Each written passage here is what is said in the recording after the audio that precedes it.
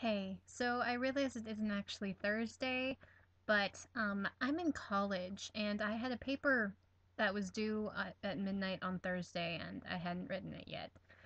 Anyway, this week's theme is books. Now, I have a lot to say about books. Hopefully it won't be too long, but I thought the perfect place to take this video would be in front of my bookshelf.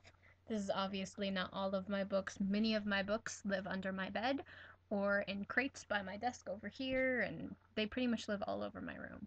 So I'm going to stand up and give you a little bit of a tour of my bookshelf. Um, the first two shelves, well, shelf and a half, are Shakespeare books. My first complete works is over here, and then they're not in any type of order really. I just kind of threw them up there. Moving down are a few more Shakespeare books, and then we move into some Greek tragedy, the Odyssey and the Iliad there, um, and then poems and plays. Down here, as you can see, I've been shifting books today, are my classics, which I have a great collection of because classics are some of my favorite books. These are in alphabetical order by author and then by title. Down one more shelf are my Harry Potter books, of course, in order, Marielle, and just some other random books I like. The bottom shelf is mostly nonfiction. I have a couple mythology books, some other theater books, and a few of the bigger Shakespeares that wouldn't fit on the other one. So, as for favorite authors, of course, I'm a big J.K. Rowling fan. Of course, who isn't? I also enjoy Ava Ibbotson, who wrote A Company of Swans and a few other historical novels that were based on her life in Austria. So, she's amazing. Another book I'm very fond of is Tamar by Mal Peet. It is a book about spies during World War II. It's really, really cool. It left me very surprised at the end, which doesn't happen often, so good for Tamar. These two books are books that I read when I was very young, and I continue to love them to this day. The Castle in the Attic and The Battle for the Castle by Elizabeth Winthrop. The Castle in the Attic was the first fantasy book I ever read. It's about a little boy whose housekeeper, his English housekeeper, gives him a model of a castle when she's about to leave. With the castle is a small lead knight, and he he brings the knight to life when the little boy holds him, and there is this token that can make things larger and smaller, and the knight takes him into the castle, and it's an amazing book with fantastic characters. It is meant for a younger readership, but I love these books. As you can tell, they're extremely worn and tattered. Okay, what else? Another author is Amelia Atwater Rhodes. She started writing when she was very young. Some of the books I like best are Hawk Song. She wrote a bunch of books in this world. This is Persistence in Memory. It's a little bit scarier, but it's also really cool.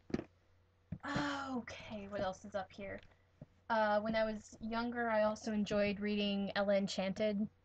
Um, I was a bit of a princess geek when I was younger. Some other books I have here. Tamara Pierce, her Immortal series was my favorite. She's a little feminist, so if you're sensitive to that, you might want to avoid her. I loved. Sorry, I think I'm starting to get sick. I loved the Artemis Fowl books. Those were really, really cool. And also, if you get the audiobook, Nathaniel Parker from the Inspector Lynley series narrates the first few books, and I love his voice. Let's see, what else do I have here? That one's not gonna stay. As for a little more grown-up books, I just finished reading Memoirs of a Geisha, and I was pleasantly surprised by it. I enjoyed the movie, but it was really cool.